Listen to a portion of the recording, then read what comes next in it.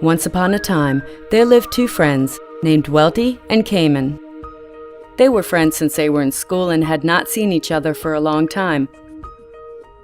Until one day, they ran into each other in a shopping mall. They were surprised and happy to see an old friend again. They began to tell each other the stories of their lives. Welty told the story of his fabulous life, in which he had plenty of time to spend with his family, which he could afford because he never had any problems with his finances. Plus, he had the freedom to pursue his hobbies and be engaged in social activities. While Kamen spent his days punching the clock, having no quality time to spend with his family, and his meager salary was spent paying more goods and the various installments, on top of an ever-increasing cost of living.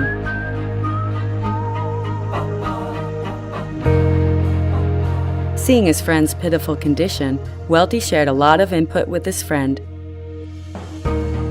He also told him the story of a boatman who became successful without having to trade his time for money.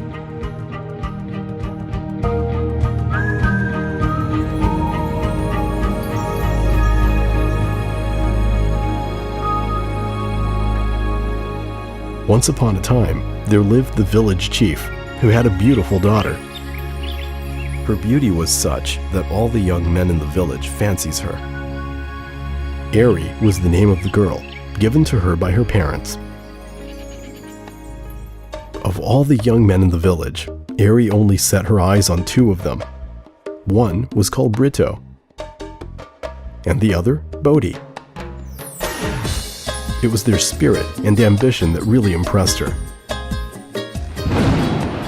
Time passed, then season changed, until one fateful day, a terrible disaster struck the village. A mighty earthquake had split the village into two parts, separated in the middle by a wide and deep river. The village chief and his family was now on the western bank of the river, while the two young men, Brito and Bodhi, were on the eastern shore of the river. The two young men started to make raft in order to cross the river to see Eri.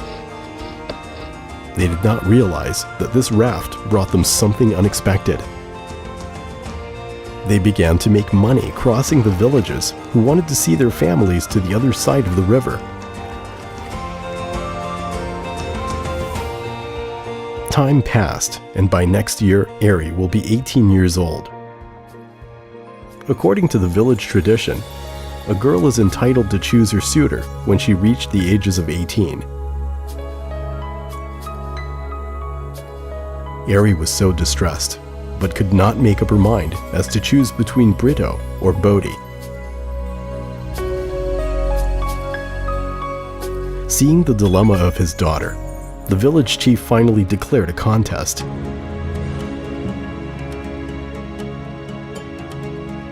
Whoever managed to collect 1,000 taels of gold within 1 year will be entitled to marry his daughter. 1,000 taels of gold was not a small amount of money there. Brito and Bodhi was so dizzy to find the way to collect that amazing sound. They couldn't imagine the thousands of crossing they had to make for 1,000 taels of gold to materialize.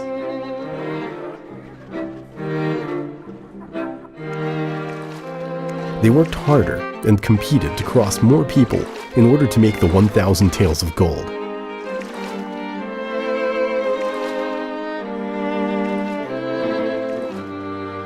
As days went by, they became smarter. Now, they were not only building rafts but boats to accommodate more people in one crossing, thus increasing their income.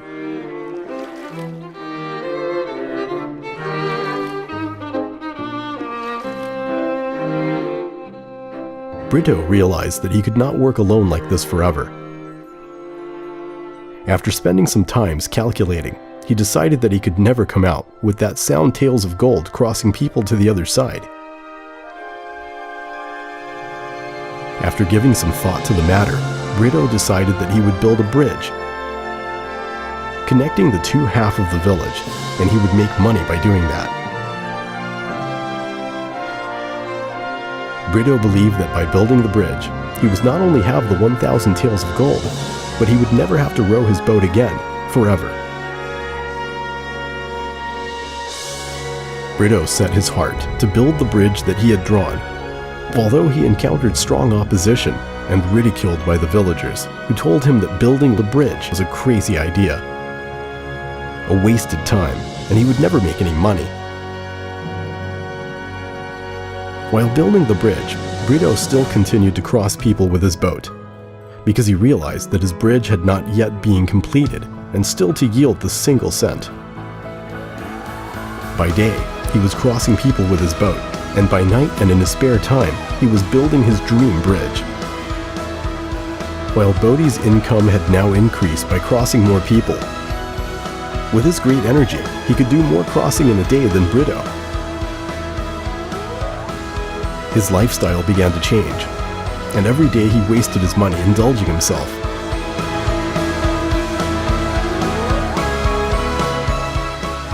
Winter had finally arrived. Brito finally finished to building his bridge. The opening day of the bridge was greeted enthusiastically by the villagers. The price of crossing the bridge was much lower than the paid fare charged by the boats. Moreover, it was much safer crossing the bridge than a boat rides which carried with it the risk of sinking. Brito Bridge functioned very well, and every day people paid to cross. Brito income began to pour in stably. He only needed to build the connecting pipe to let the money streaming into him. Naturally, this led him to be the first to collect the 1,000 taels of gold required by the village chief. Meanwhile, Bodhi's income dwindled every single day. More so as the winter approached and the water of the river turned to ice. The villagers would much prefer to cross the bridge that Brito had built. There was no risk of sinking, and it wasn't slippery even when ice was present. Now even Bodhi's strength began to fail. He pushed himself too far. Poor Bodhi, he traded all of his time for money, and now even he could not use his strong body for work. The expression on his face began to change.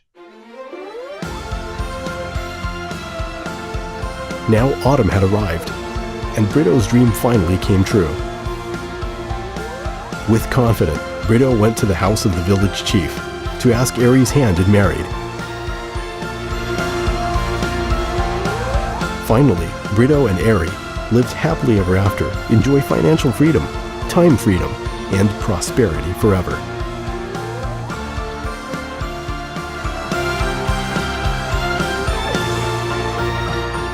Bodhi finally realized that he had not made the right decision by continuing to rely on his strength to accumulate money.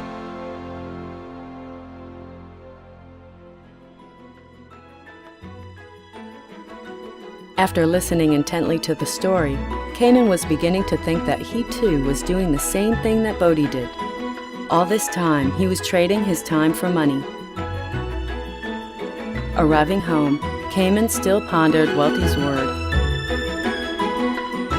Before going to bed, he made the decision to follow Welty's advice, that is, to make a smart move like Brito did.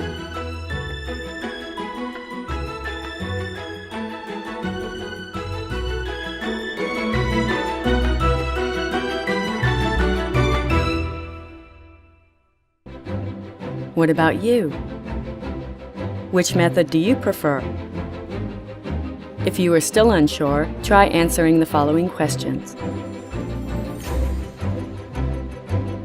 Do you possess an income that flows continuously for 24 hours without you actually having to work for it?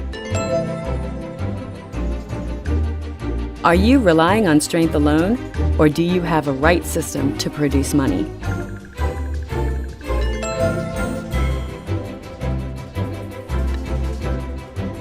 Does your income continue to flow after you are gone?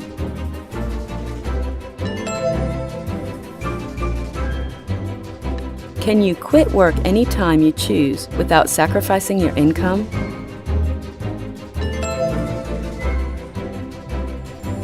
Should you for any reason be out of work now, can you survive for the next year without a job?